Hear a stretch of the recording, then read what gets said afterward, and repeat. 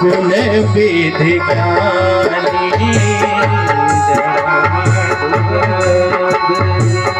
गुण विधि ज्ञानी, हृदय भगति मति सारंग वाणी।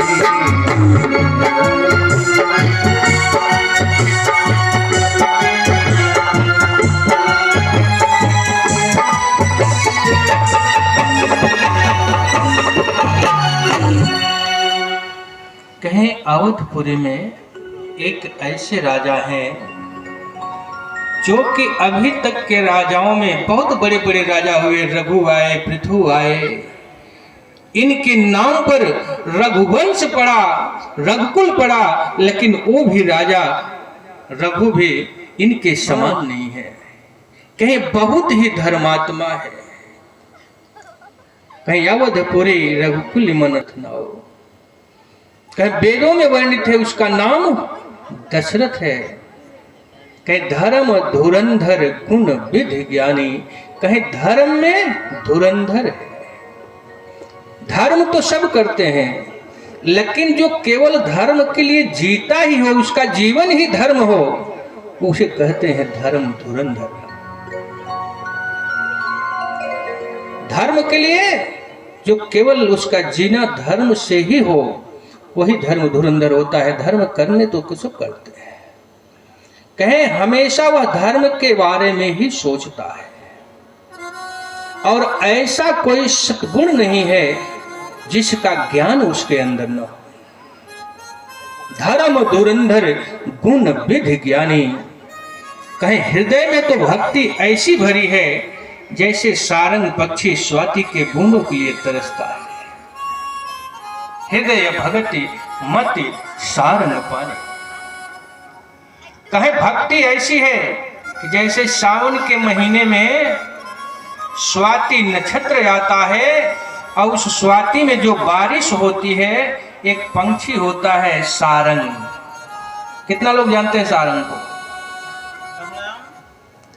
सारंग पक्षी जानते हैं नहीं जानते? वह जो सारंग पक्षी होता है, उसकी टोंट बड़ी बड़ी होती है, वो केवल वही स्वाति के बूंदों को ही पीता है। जो सावन के महीने में स्वाति का बरसात होता है, बारिश का पानी, वही वह सारंग पक्षी पीता है। और जब स्वाति नक्षत्र समाप्त हो जाता है तो पूरे साल पर्यंत उसी जल की खोज करता रहता है, पानी पीता है नहीं। उसी प्रकार से दशरथ जी भी अगर कहीं सत्संग में या संतों के सानिध्य में बैठे हैं, तो वहां से यदि उठ के जाना भी पड़े तो उनका मन वहीं रहता है। सदैव उनको कथा भगवान के चरित्र का चित्रण कहीं कोई सुनाता हो, दिखाता हो, कैसी न कैसे सत्संग में जुड़ा रहे, यही उनके मन में भावना सदैव रहती है। जैसे सारंग पंछी स्वाति के बूंदों की खोज करता है, उसी प्रकार महाराज भी सत्संग और धर्म की खोज किया करते हैं। कहीं ऐसे धर्मात्मा राजा के यहाँ भगवान का प्रादुर्भाव होगा। हम सभी अयोध्या में अब आते हैं। अयोध्या में महाराज दशरथ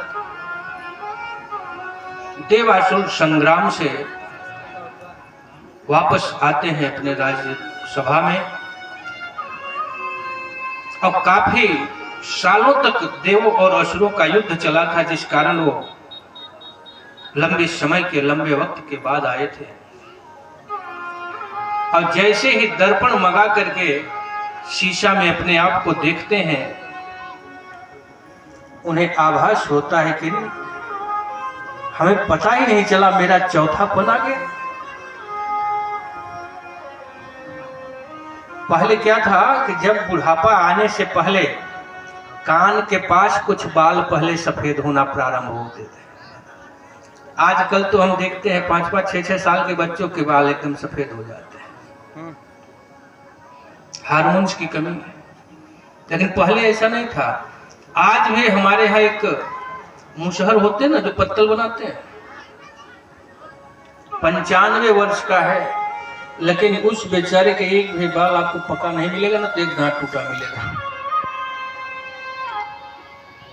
क्योंकि वही एक ऐसे हैं जो कि बिल्कुल प्राकृतिक जीवन जीते हैं। बाकी तो सब लोग तेल, साबुन, स्नो पाउडर में सब कुछ मिलाते हैं। ये जितना भी केमिकल युक्त सामग्री हम लोग यूज करते हैं अपने शरीर पर, हमारे स्किन को खराब ही करती है, बनाती नहीं। काली वाली मिट्टी से जब माताएं अपने बाल को धोती थे तो उनके बाल लंबे लंबे हुआ करते थे, जल्दी पकता नहीं था, काले काले होते थे। आज शैम्पू से धुलाई हो रही है, जिसकी चोटी इतनी मोटी होती थी वो 2 महीने शैम्पू से धो देना तो बाल इतने इतने हो जाएंगे, चोटी इतनी आ जाएगी।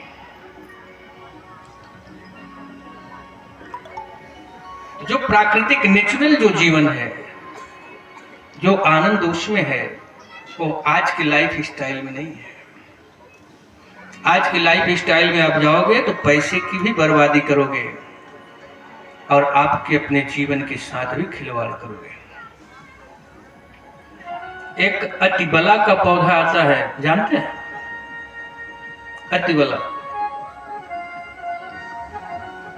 वो बड़ा काम करता है इन सब चीजों में। कैसी भी आपके पास कमजोरी हो, अतिबला पैर से लेकर के बाल तक का काम करता है। हर प्रोटीन, हर विटामिन, हर मिनरल को फुल करने का बॉडी में उसका काम है, डिटॉक्स कर देता है। अब जब दशरथ जी ने देखा कि मेरे बाल सफेद हो गए हैं कानों के समीप, तो उन्हें बड़ी चिंता हुई कि मैं सदैव धर्म से जुड़ा रहा, सारे धर्म का काम करता रहा, भगवान मुझसे ऐसा कौन